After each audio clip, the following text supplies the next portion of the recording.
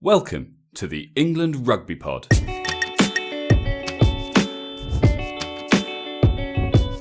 Thanks for downloading episode 130. Jim Mallinder has announced his squad to take on the Barbars, the Premiership playoff final has been decided, and a few names might still get their World Cup shot. You're listening to the England Rugby Pod, the rugby podcast that believes England will win the World Cup in 2019. Hey guys, welcome back. I am back from my holiday, and I know you got an episode while I was away. We pre-recorded our Barbars team, and now, of course, the team's been announced. We're going to discuss all of that and more in today's episode. But first, of course, let's say hi to Dan. Hi, mate. Hi, mate. You've been on holiday. I don't think you mentioned that. Have I not mentioned that? No, I don't think so. In which case, I should probably mention I've been on holiday. Oh, is that why you were complaining about jet lag? Yeah, because I was in Portugal. The time difference. Oh, mate, it's a long flight. Yeah, long flight. Yeah, 2.5 hours, mate. Oh, my God. Yeah. What did you do? Walk there? No. Yeah, it was good. It was good. But I'm back, and obviously lots of work waiting for me. But put on the plus side, heading off to Twickers on Sunday. I trust you got your ticket after I told you that it was still available. Well, do you know what? I didn't get my ticket because I didn't think much of a team. Fair enough. I don't feel like I'm going to go and watch England play, but yeah, no, that's not at all it. And there are actually some players who I'm looking forward to seeing there. But it was, I think it's a bit underwhelming. To me, this is a missed opportunity in a World Cup year. I agree. I think I understand the rules are they need 5 weeks. Anyone involved in the World Cup team needs to have 5 weeks off before they can join a training camp, and the first two training, and therefore anyone involved tomorrow or in the Premiership final will miss the first two training camps. So that is a really interesting point, isn't it? Because is it worth? So that's another side of the coin from Eddie's point of view. Is it worth giving I don't know, for argument's sake, a Johnny May, and not that he would have played, but say it was him, would it be worth giving him a run out and then having him 2 weeks late to an England training camp where you're going to get more benefit? I would argue potentially the England training camp you'd get more benefit. Well, I think that's probably exactly where Eddie's head is at. I mean, obviously, as we know, Jim Mallinder has taken charge of this England 15, as it's being called, rather than just England. Yeah. And Eddie, by the looks of things, has taken a bit of a back seat. I'm sure he's still pulling a few strings in the background, but do you reckon he is? I reckon he's just wiped his hand of it completely. Well, maybe not. I think he's probably given Jim Mallinder free rein to pick whatever side he wants, but he has to run every name via Eddie so that Eddie can say, no, you can't have him. I want to keep him fresh. And we'll come on to it, but I think that poses an interesting question for one player in particular that we've been talking about a lot recently, that everyone's been talking about a lot recently, and that's, of course, Danny Cipriani. So, which one's he? Is he the Northampton Saints guy? Yeah, the prop. Why am I being a dick today? I don't know. Well, you say today. You say today. I like to think I am most days. But, you are, mate. Yeah. Did you read what... thanks, mate. Thanks. Appreciate it. Did you read what Pat Lamb said about Danny Cipriani? Well, he wanted him for the Barbars and was told no. So, yes, you did. Awesome. In answer to your question, yes, I did read it. And it's on the agenda to discuss. But before we get into the Barbar stuff, because that is the bulk of what today's going to be all about, there were a couple of pretty big games last weekend. There's another pretty big one coming up on tomorrow. So we should probably just quickly have a look at those. Yeah, that's good. I'm guessing away, sort of where you were, you didn't get a chance to watch the games. I haven't seen any of them. I am deferring very much to you on this front. Obviously, I kept tabs on results. But yeah, no, I didn't see any of the action. So anything you can fill in, myself and our listeners. That'd be great. Yeah. That'd be so the games itself didn't go. I mean, it was a Exeter and Saracens masterclass. Basically, they just showed how much better they are than every other team in the Premiership. Saracens, to me, just look unbeatable. With the caveat of Exeter might be able to beat them. So it's I know that sounds ridiculous, but Saracens at the moment are just absolutely immense. I think Exeter will struggle to beat them, but I think they're the only team with half a chance. Yeah. The two right teams are in the final. And what to me is the most interesting part about this is the Saracens England boys. I think were brilliant. Atoje looked immense. His dummy for I don't know, first, second try or something was absolute classic schoolboy stuff, and it was beautiful to watch. He absolutely sold the guy down the street. I thought he had an epic game. Do you know one part about that game also that looked great to me? Liam Williams' try. Now, Danny Cipriani, to me, did not have the best game, but I don't think he was given much of a chance. But Liam Williams was getting a try right in the corner. Danny Cipriani, who's often sort of slagged off for not being the best in defence, runs and absolutely tries to pile drive. Like, he really was committed to smashing Liam Williams and trying to dislodge the ball from him. He didn't manage, but he made a real good effort. And to me, that shows a side of Danny Cipriani you rarely see. To me, that's like another sort of, what's the word? Another feather to his bow as such.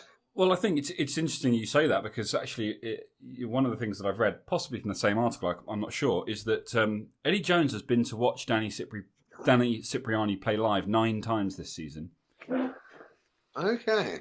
And you don't do that unless you're interested. Now, maybe, we talked a lot about, what's Eddie saying behind closed doors that we, the public, don't know about. Maybe he's been talking to Danny Cipriani on a regular basis saying, I'm aware of your strengths. And they're all great. Here are the areas that I think are your weaknesses with regards to playing in this England side. They're the things I want to see you work on, which would explain why he goes to watch him, because he wants to see how he's developing in those areas. I hope so. Yeah, I hope so. Yeah. Well, I hope he is saying, Danny, you're a great player. Just stop being such a pussy. Maybe that's why he tried so hard to make a big tackle. Yeah. But that's a good point, because we give Eddie a lot of stick for not picking him. But like you say, he has been to watch him a lot. It's not as if he's just completely dismissed him and ignored him. So I would actually now, whereas before I'd say the other way. Now I'd be surprised if Danny wasn't involved in the wider World Cup squad at least. I would too. I think what's been revealed with regards to the fact that Cipriani wasn't selected for this team, which you could argue is because this team is very much focused on the future. The fact that Pat Lam wanted him for the Barbars and was told you can't have him, he's not available. Well, he is available unless he's being held back for the World Cup training squad. It'd be a bit weird if he's not part of that traiing squad, having been told you can't have him for the Barbars. Why would you not be able to have him for the Barbars in that case? So yeah. I think it's looking pretty likely that he will be involved in the training squad. The question is he number 2 or number 3? Where does George Ford sort of slot in the fly half department for Eddie Jones? Or does Eddie see George Ford is a fly half and that's it? Whereas does Eddie Jones see Danny Cipriani as potential cover at fullback, for example, which we know he's played in there in the past? And therefore, does that make for a slightly more useful fly half cover for in a World Cup, because actually you're not limited to just that one position. So I was listening to, that's interesting. I was listening to another podcast. I can't remember which one. I think it might have been Egg Chasers actually, where they were saying. So that's quite interesting. Who do you have? Bear in mind, Alex Good has played quite a lot of fly half this season. Would you rather have Alex Good cover fullback and fly half, or Danny Cipriani to cover fly half and fullback the other way? Because I think what they said from memory, and if this is what they said, I agree with it. I think Alex Good is a better fly half and Danny Cipriani is a fullback. Maybe, but then I suppose... but they're very different players, aren't they? Do you need that much cover? Yes, good point. Because that's I don't think you do. I mean, it depends what the rest of his back 3 makeup looks like. Because if he's taking Daly, but he's also taking Watson, now, Jack Noel we know can cover at the back. suddenly it's like, well, maybe it's not quite so important to have the extra player covering fullback, but it's never a bad thing to have that ability. Whereas at fly half, and again, this depends a lot on where his sort of head is at with regards to George Ford. The other question, of course, is do you take a third fly half? Yeah, it's a tricky one and it's interesting you're saying about the back three, because one thing I wanted to pick up on, Jack Nowell, firstly, he's played really well. After the game, when he was being interviewed, he looks, I'm going proper man crush moment at the moment. He looked absolutely immense. He's wearing his top. You can see like a ripped six pack through these quite, typically unflattering rugby tops. And with his tattoos and his beautiful legs, he was dreamy. His beautiful legs. Dan, you need to stop right there. And we need to move swiftly on. That's what my missus would say when I was watching it. She's like, why are you so into this? Why are you staring so hard at the screen? I'm like, why are you not? Can you just because I know that our users get a little lost, the name of your missus at the moment? Oh, Heather. Okay, we hear a lot of names, and we're never sure which one it is at any given time. They get bored of me quickly and like to throw me in, so I needed to do a little. I say I do a little swapsy. It's not necessarily called swap when you get dumped, and then fine. But Sarah was like, "I am sick of you. You're a prick." I was like, "Touche." And she has a point. And Heather, but why am I explaining this? I don't know. I don't know. I don't owe you this. Should we talk about rugby? Yeah, let's do that. Okay. But going back to Jack Nowell. Jack Nowell is looking in, and actually I'm going back to the extra game as a whole. Not much talk about the game. Extra bossed it. Jack Nowell is looking absolutely immense on and off the pitch. And a couple of key points I want to go on this thing. Matt Kovacic, Don Armand, I don't know what involvement they would. To me, they should be involved somehow in the wider squad. But the key point I wanted to bring up with you and ask you, Dylan Hartley is still injured. Yeah.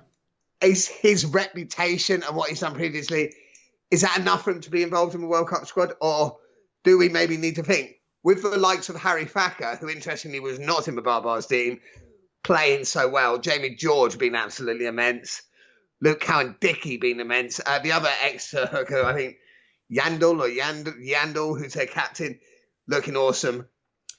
Does not only will Dylan Hartley be there, because I think he will, does he deserve to be? Do you know what? It's a difficult one. We've talked a lot over the last sort of couple of years about Dylan Hartley's captaincy and his leadership and what that brings to the table, but we don't really know. We're kind of just speculating on the things that we've seen, post-match interviews and stuff in the media. James Haskell has a podcast now, I forget what it's called, and he was talking the other day, and he said you absolutely have to take Dylan Hartley to the World Cup, and the reason was purely lead. I mean, it wasn't purely lead. He didn't say he's not good enough. He said as a leader, there is no one else in the England setup who is the kind of guy that he is from a leadership perspective.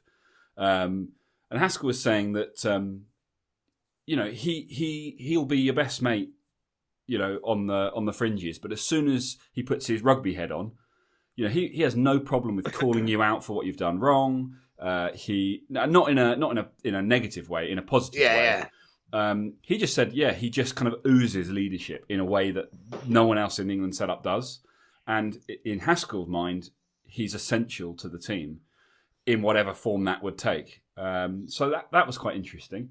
So if bearing in mind, James Haskell's obviously at Northampton Saints, and bearing in mind, this isn't just because we're big fans, if the likes of a Haskell is saying that, I think then, yes, you do need to take him, because I think those are probably the qualities. But actually, especially with what we've seen with England, like in certain games, be it the Scotland game, be it against South Africa in the last summer or whatever, I am thinking that, he should be there then. Well, I think that's probably what Eddie sees in him. But I think as well, let's not forget, James Haskell. He's not a fresh-faced young kind of, guy just getting his start in the game. He's been around a long time. I think he debuted for England in about 2007 or something outrageous.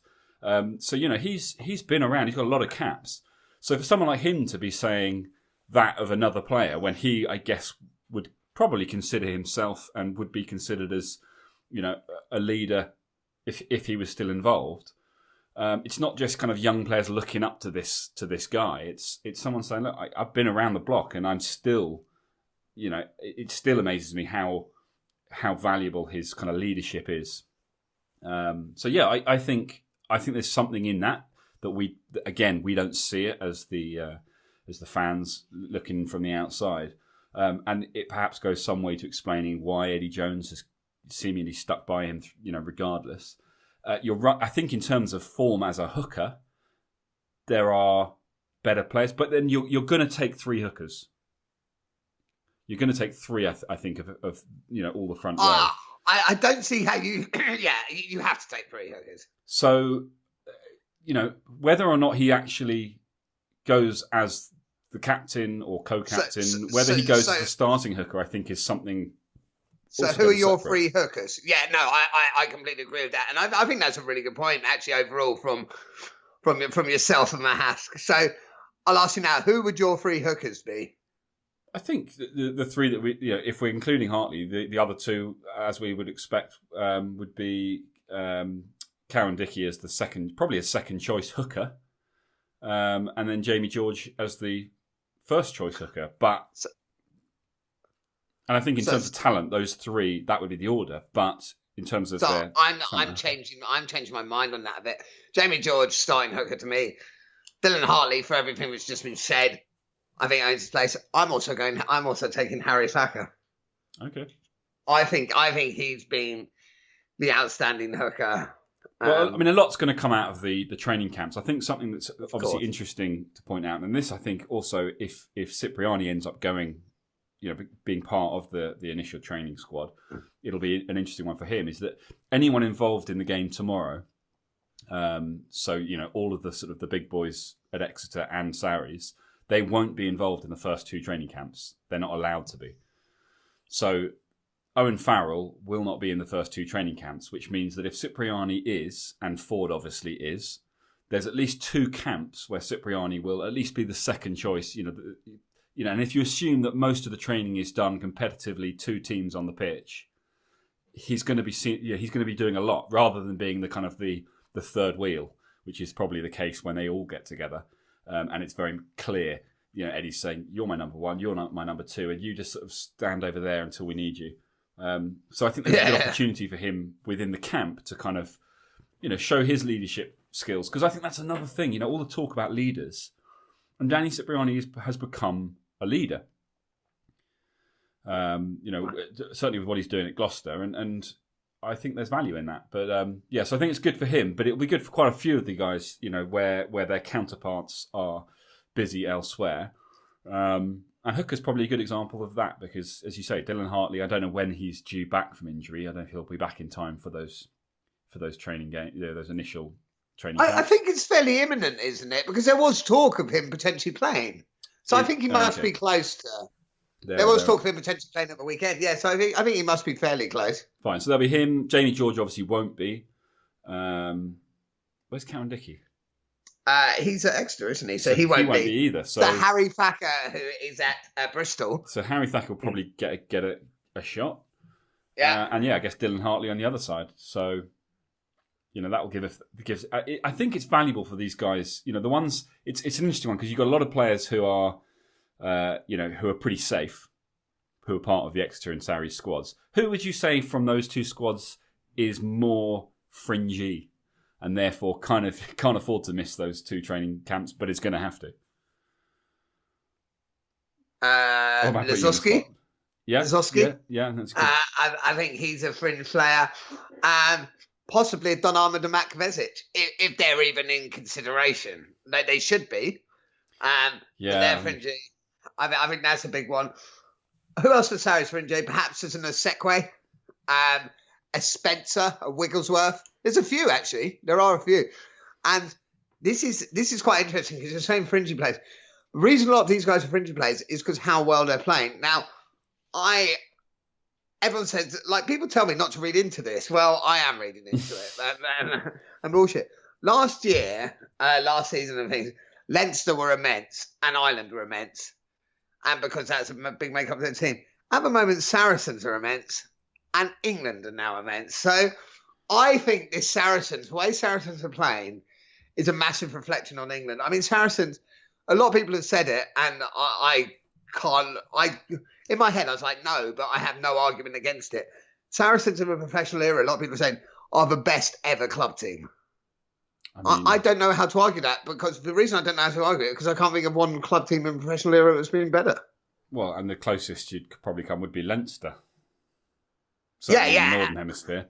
I mean, there was some good Claremont sides, some good Toulon sides, but still, to me, Saracens are Toulouse had their day of it, like the Leicester, the Wasps. Yeah, I mean, Toulon for a long time actually they were a bit of a sort of invitational almost. It was sort of it was like Barbars, wasn't it? All the superstars. Headed up by Sir Johnny of Wilkinson. Sir Johnny of the Wilco, exactly. But yeah, I mean, we said, I don't know whether it was in the last episode or the one before. They were both recorded back to back, but we said how we were talking about, I think, what teams we wanted to see in the final, and I was saying, as much as it would be nice to see a Gloucester or someone come through and do something a bit special, actually with Sarries and Exeter, particularly Saracens being so kind of key in terms of the numbers that they have in the England setup, I kind of wanted them to go all the way, because it was just, they'd obviously been resting some of the big names for these sort of final games. And if they perform well, it just sort of follows them on to what's next. And obviously that is the England games. So do you think that's going to be the case? I mean, if Sarries go on to, because they're obviously got the bigger contingent, if they do win, they've won Europe. Yeah. If they go on to win the Premiership as well, is that just a massive boost for those players? And is that only going to be a positive for England? And I guess in the same vein, yes. Is it the opposite for the Exeter team if they don't win? No, so I think, especially what happened at the weekend, which is why I quite want Exeter to win. I think Saracens have been so immense that if they lose, I still think they are going into that England camp on the back of an incredible season with incredible players. So I don't think it's a negative for either team if they lose, but it's a massive positive whichever one wins. So yeah. Do you think England? Yeah. Do you think it's more of a benefit to England if Exeter win or if Sarries win? I think when you said this last time, and I think you're probably right. I think it is a slight more benefit if Sarries do win. Just to have that winning mentality. Yeah. Just to have that. I guess as well, the key players that they have, not just the players, but your hooker, your number 8, your fly half. It's kind of those part. I can't remember what they called it now. There's some line, isn't it? Hooker, number 8, scrum half, fly half, fullback is considered like a kind of an important. The Maginot line. The what line? Imagine that it was done right. That's a World War II thing. I'm a World War II geek, so don't. To me, that was hilarious. I'm like, imagine no line, a great World War II, and then I realised actually that's not funny. Yeah. I don't know I know what you mean, but it's sort of the key positions. The spine of the team. We'll call, if it wasn't that sounds good. But yeah, Sarries kind of have a good chunk of the spine. That could be right. That sounds right. Yeah, it sounds right.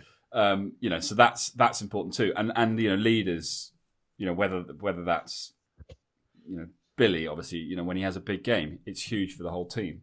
When does he not have a big game at the moment? Billy is incredible. As long as he stays fit. The other thing, did you see Joe Marler's latest comments? No, I mean obviously the news that he's playing for the Barbars is pretty cool, but what's he said? But the latest thing, he's like, look. If England need me, if there's an SOS call, yeah, I probably would go. I'm like, oh, Joe, do not tease, my friend. Look, with like injuries to Marrow and things.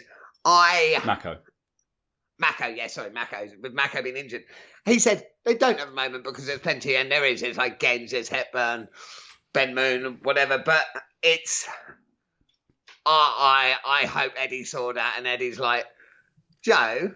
Are you being serious? Yeah. Because we'd love you out there. Do we think Eddie Jones would do that, though? I think he might. Because bear in mind that the reason Joe Marler retired from international rugby was because of things like the training camps and the commitment that went with them. So yeah, but if it's a one-off World Cup, he would have to commit. But there hasn't really been. And he would. But there's only been one. There's only been one stretch of. I mean, what's he missed since he retired? Just the Six Nations. He missed the autumn as well, didn't he? Did he? Was it before that? It wasn't at the end of the autumn that he retired. That's a good point. I can't remember. Yeah. But still, for Six Nations, he'd say he's. But what I'm saying is, the World Cup hasn't suddenly sprung out of nowhere. Like, he's known it's coming. Why didn't he just wait until after the World Cup to retire? Mate, don't forget he's a front row. They're not the smartest of fellas out there. He might be like, World Cup? Whoa, is that already? I'm sure Marler's quite clever. I hope he listens to this and then he finds I really hope he doesn't. If he finds me, he will absolutely bury me. It'll just be one hit on top of the head and I'll be Joe, if you are listening, reach out on Twitter. I'll give you his address. Thanks, mate. As long as you film it. Okay, well, so yeah, there were a couple of big games last weekend. They ended the way we expected them to. We've got a big final tomorrow. Who's your money on? Sarries. I think it has to be, doesn't it? The way Sarries play, the way I saw them beat Leinster, I struggle to see. I'm hoping for a massive game, though. Like, I don't want to. The last thing we want is injuries, but we want to see a big physical masterclass in rugby, and we want all of them to come off the pitch afterwards and just be like, right, we are raring to go now. Bring on 5 weeks rest and then get ready for the World Cup. Yeah, no, I agree. We do want, that's exactly right. We want a massive game, a massive physical game. Brad Barrett's back to Saracens, which is huge. Although Brad Barrett gets injured, his replacement Nick Tompkins comes on and scores a hat-trick. You're like, oh, for fuck's sake, Saracens, can you just calm down? Can you stop being so good? Yeah, we want a big game. And I love the fact, actually, and well done to Damon Hopley, who made sure this thing. I love the fact that they have to have 5 weeks off. I think that's vital. And I think that's really going to help keep the fresher guys for the World Cup. Oh, for sure. So, the only last thing on those two games, if anyone has a Jack Noel calendar, please feel free to send it to me. A naked one, yeah?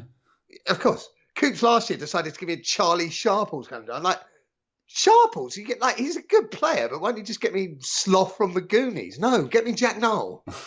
This is turning weird. This is turning weird. Don't worry about sending me Jack Noel calendar. I've got one. Let's talk about the Barbars, because that is the other big thing going on. And there's been a bit of a backlash, and I don't mind admitting that I was part of it when I read the team.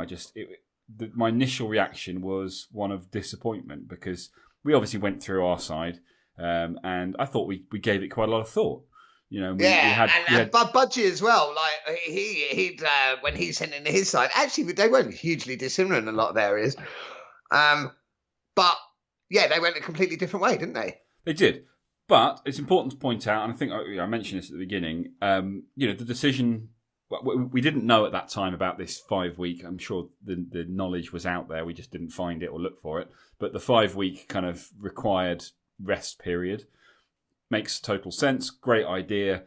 Can understand, therefore, what would be the point in putting players in an England shirt in a Barbars exhibition match, potentially risking injuries, but more importantly, ensuring that they can't be involved in the first 2 training sessions, which are far more important, because that's about, everything, tactics, fitness, game plans, it's World Cup specific. Yeah. Whereas even if some of them were available and were selected for the England side, inevitably there would be a lot of players having to be used that weren't going to be part of the World Cup. So you wouldn't have your World Cup group together. So there's not really anything to learn. Do you know what I mean? Like, it potentially just complicates things. When they then got to go and train for what Eddie wants out of the team for the World Cup. So I think it makes sense that he's said, do you know what? Jim Mallinder's going to coach the side. He's going to choose the side. I'm sure Eddie was involved in so much as if there were players that perhaps, will they, won't they? Eddie was saying you can have him or you can't have him. But other than that, he's handed off to Jim Mallinder. First question, we've talked a lot about Warren Gatland and the potential for him taking on the England job. Do we think Jim Mallinder's in line? I hope not. I do quite like Jim Mallinder, but if we're going down that route, please can we look at Baxter? I don't think he wants it. No, I don't think he does, but money talks and it's a big job. With Jim Mallinder, I do rate Jim Mallinder. Do I want him as the England coach? I prefer Gatland. I mean, okay, but regardless of what you prefer, what do you? Oh, yeah, sorry, I didn't answer your question at all. Yeah, Sorry, just mate. do you think there's anything in this, or do you think they've simply gone? We need No, there coaches could be. There could available be. No. There could well be. I don't know. I have no idea. It could just be. Oh, hey, sport, you're free. Why don't you look after these boys for me? Apparently, Eddie Jones is Indian. Yeah. But he's certainly something. I don't know what that was, but do we think? Yeah, I think there could be something in it. I do, and I mean, Eddie was saying, like, train up. I think there is a want within the RFU. I don't think it's a steadfast rule, but I think there's a want for there to be England coaches. Yeah. Which is that a motorbike I can hear in the background? You can, but it's on your end. Oh, is it? Oh, how weird. So, one thing I want to ask you, so we will go through this squad a bit this morning. Like, say disappointed, but actually I do get it and I'm comfortable with it now. Who are you looking forward to seeing play? Because let's not piss about. We're not looking forward to seeing them all play. No. Well, I mean, I think top of my list is Ben Curry. Yeah, I agree. I can't wait to see him play. I'm assuming he'll be just like Tom Curry, and he's playing at 7. Oh, is he? Yeah, he's listed down as 7. So, but that's because you've got Alex Donbrandt from Harlequins. I'm really looking forward to seeing him play. Like this time last year, he's still a student at Cardiff, just out on the piss.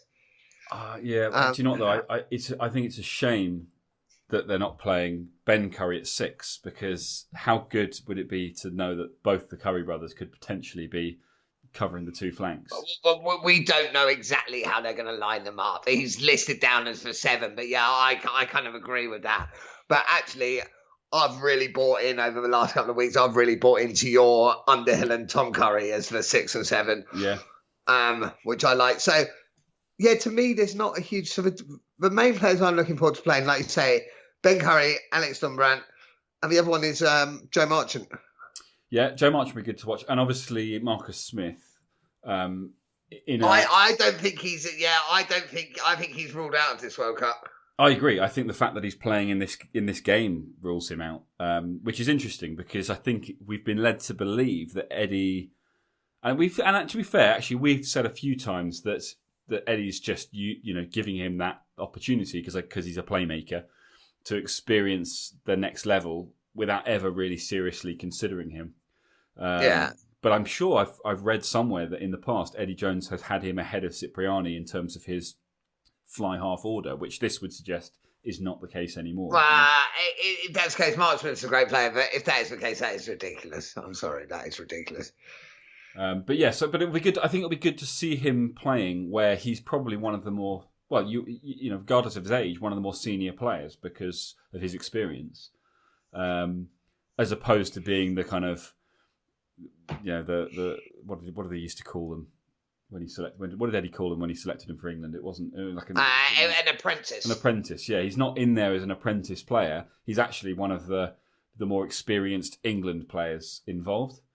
That must be. You must feel a bit mugged off if you're one of the older guys who's been about for a bit, and then you've got like little boy coming in like, guys, I'll let you know how England works. Paul Hill, didn't you want Paul Hill involved because you had him down as a potential for the World Cup? No. I'm thinking of someone else. Yeah. Ted Hill. Ted Hill. So that's interesting. The fact Ted Hill's not there makes me think he'll be in the World Cup squad because Ted Hill's still very young. Yeah. And as they say, this is future, and Ted Hill would definitely be involved. So I think he's going to be in the wider World Cup squad.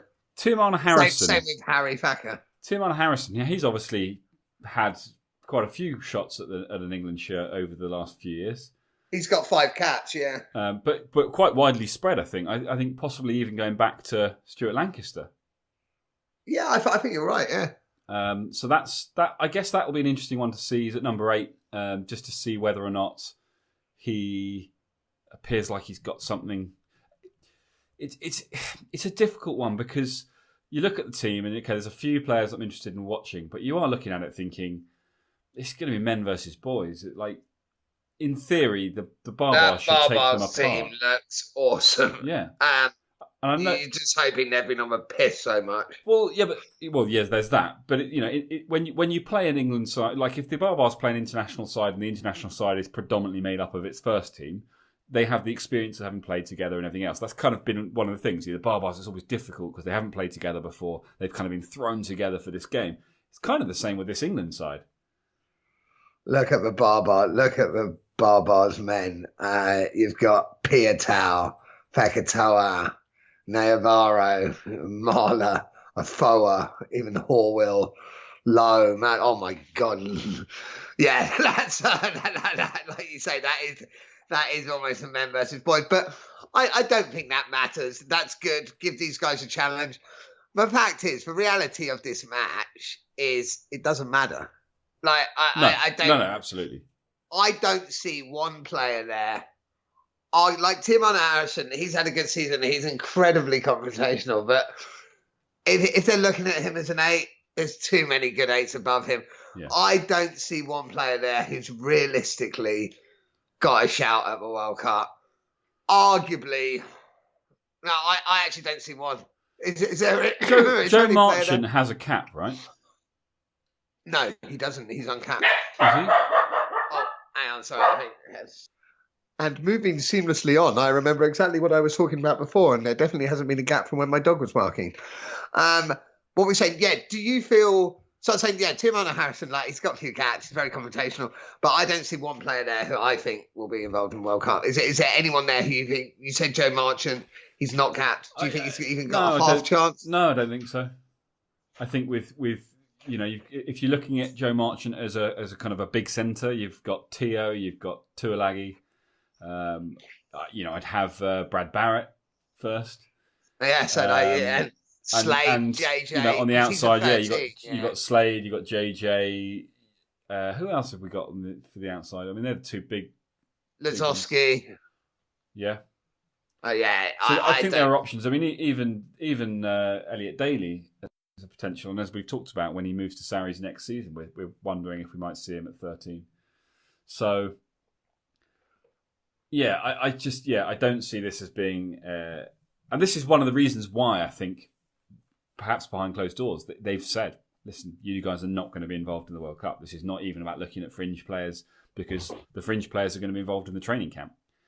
That's what the point of the training camp is going to have a lot. I think we've taken 31 men to the World Cup, and I imagine the training camp's going to be closer to 50. So, yeah, I think you're right. Yeah. So yeah, I think these guys. They're not getting. This is all about looking towards the future. It's looking about post Eddie Jones. Probably another reason why he's not too heavily involved in it. And it's just give them a chance to have a bit of a run out. But interestingly, the team we have at the moment is so young across the board. Bar a few, that I'm not even sure when this lot. Well, there's a few in here you've got to think like a Josh Beaumont. Yeah, he's doing all right. Oh, I don't see him being an England player of any. Mako's only 25 or something. Are you sure? Is he one of those Islanders? Mako's 25. Mako's 27 and Billy's 25 or something. They're both young. Like it's crazy. Yeah, they are quite young. If you get up the ages of the England team, Mako looks 45, but he is still quite young. I think 90% of the current England team make the next World Cup. Yeah, I think you're right. So, obviously you still need to keep them they need to be under pressure. So it's of course good to have guys given their chance, and a Joe Marchant, a Marcus Smith, a Tim Harrison, well maybe not a Tim Harrison actually, but certainly a Ben Curry, give them that opportunity to get out there and have a go and just sort of put down a bit of a marker. Ben Curry in particular, and going back to why he's one of the ones I'm most interested in looking at. Because Tom Curry came from nothing, as in he kind of was selected. We didn't know who he was, and then suddenly we were like, "Whoa, this guy's awesome!" And then all of a sudden, he's considered one of the most important players in the team. How did he get that good that quickly? It was insane. So, but is there really that much of a difference between him and his brother? And I guess we'll see. Yeah, no, I agree. So Ben Curry, Alex Don Brandt as well. He's had an amazing first season. Those who I think genuinely have got potential England future. Elliot Stook as well in the row. I mean, there will be players in there who have a potential England future because they're still young and they haven't fully develop their game yet. But they're going to be the ones coming up from behind, trying to push the current guys, out of the way. And that's great. We want so they're what? But they're the ones coming up from behind and pushing. Okay. So well worded, mate. How old are you again? I'm still giggling at that. But yeah, no, it is interesting. I feel a bit underwhelmed by it because 100%. I wanted it to be more, but I actually totally get it. And I think I'd have done the same thing if I was in his position. That's exactly the point, isn't it? It makes sense. What the team that's been selected, or the type of team that's been selected, makes total sense in hindsight, having kind of gone through it and digested it a little bit. It's disappointing, particularly as I'm going to be there, but also because, if I hadn't been there, we'd have been looking to do a live episode, and it just wouldn't have felt right. Yeah, I don't think it's the end of the world, but we're not doing a live episode for this one. I'm looking forward to watching it. As same as I'm really looking forward to watching the final on tomorrow, because I think that'll be a great game.